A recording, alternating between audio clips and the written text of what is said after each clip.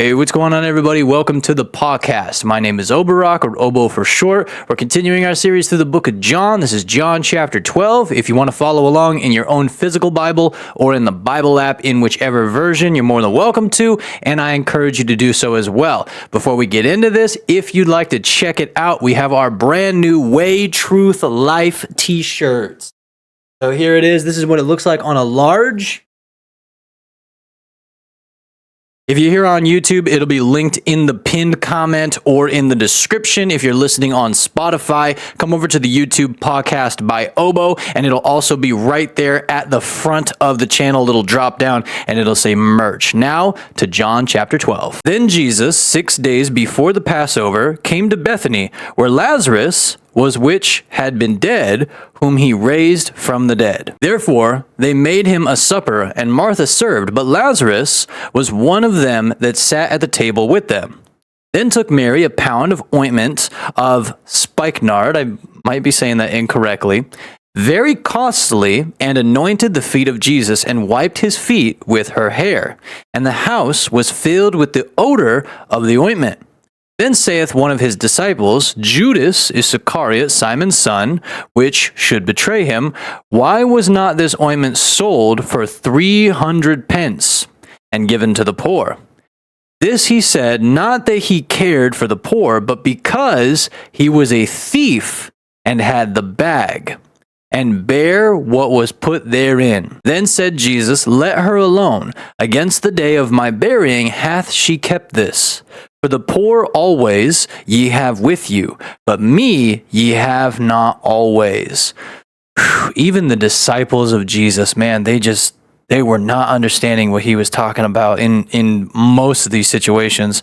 Much people of the Jews therefore knew that he was there.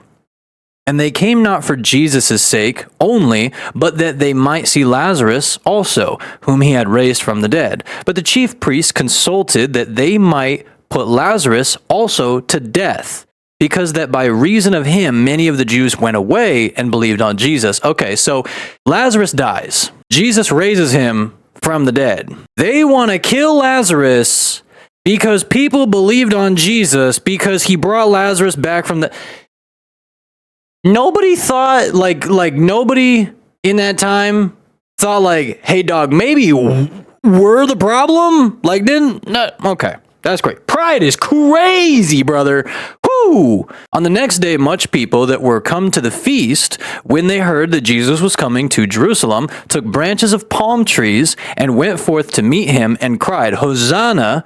Blessed is the King of Israel that cometh in the name of the Lord. And Jesus, when he had found a young ass, sat thereon, as it is written, Fear not, daughter of Sion. Behold, the King cometh, sitting on an ass's colt.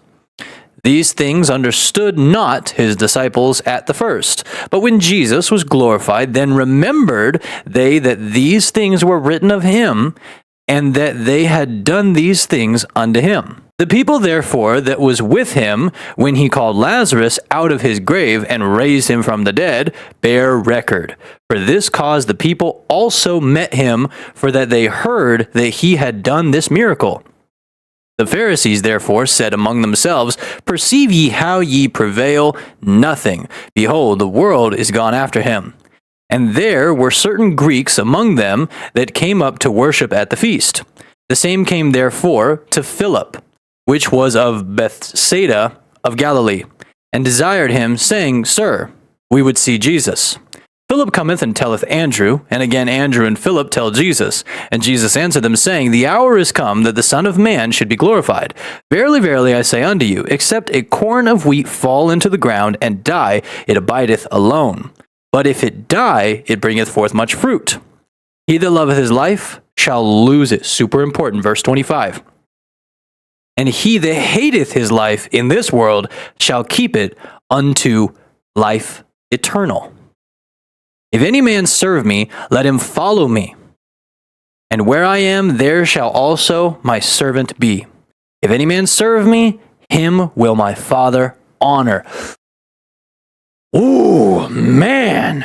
Oh my goodness. Jesus has completely laid it out in black and white, like so simply, so plainly, so easily to understand. This is about truly following him, truly genuine relationship with Jesus Christ, following him, not half in, half out, not, oh, I want to live this life and party and have all this stuff and do all that. And then, I get my Jesus later. Like, no, if you are all in for Jesus, you are all in. You are all in. That doesn't mean you can't have entertainment and you can't like have a human life. But Jesus is first, 100%. He is the first priority. And if there's anything in your life that even remotely starts to kind of climb above him, that junk gets thrown out instantly because Jesus is first, always. Now is my soul troubled, and what shall I say? Father, save me from this hour, but for this cause came I unto this hour. Father, glorify thy name. Then came there a voice from heaven saying, I have both glorified it and will glorify it again. The people therefore that stood by and heard it said that it thundered. Others said, an angel spake to him. Jesus answered and said, this voice came not because of me, but for your sakes. Now is the judgment of this world. Now shall the prince of this world be cast out. Clock that, the prince of this world. And I, verse 32, if I be lifted up from the earth, will draw all men unto me. This he said, signifying what death he should die. The people answered him, we have heard out of the law that Christ abideth forever. And how sayest thou, the Son of Man must be lifted up? Who is this Son of Man? Then Jesus said unto them, yet a little while is the light with you. Walk while ye have the light, lest darkness come upon you. For he that walketh in darkness knoweth not whither he goeth.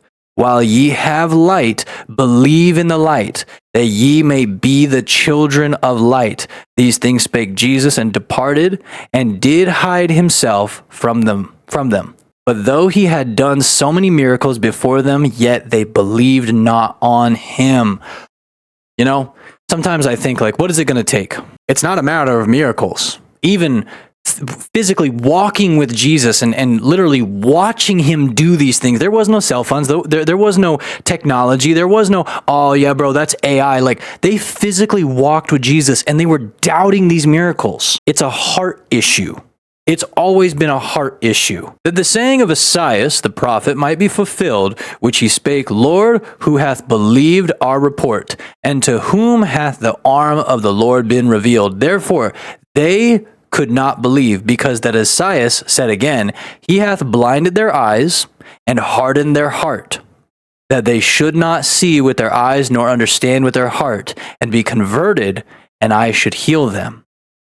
These things said Esaias when he saw his glory and spake of him. Nevertheless, among the chief rulers also, many believed on him, but because of the Pharisees, they did not confess him. Clock that. Lest they should be put out of the synagogue. They were more focused on their status than following Christ. Verse 43. For they loved the praise of men more than the praise of God.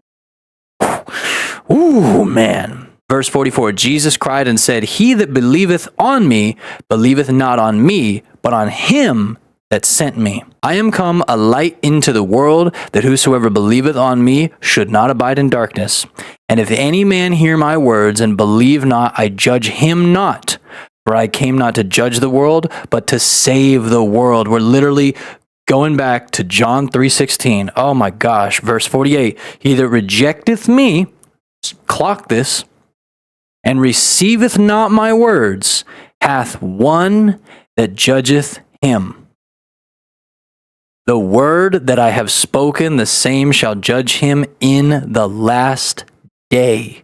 Deny yourself. Pick up your cross. Follow Christ. Verse 49. For I have not spoken of myself, but the Father which sent me. He gave me a commandment, what I should say, and what I should speak. ending at verse 50. And I know that his commandment is life everlasting. Whatsoever I speak, therefore, even as the Father said unto me, so I speak. Again, I know that I've been talking about this in basically all of these. Jesus is the way, the truth, and the life. Jesus is the Son of God, the only begotten Son of God. Jesus is God in the flesh, Emmanuel, God with us. It has always been about a heart posture. How is your heart postured? There's one thing to say that you believe, and there's another thing to say that you follow. Believing, you can say that. Following, you show that. And just like that, you have read or listened to chapter 12 of the book of John. I pray this blessed you, and I will catch you tomorrow for chapter 13 of the book of John.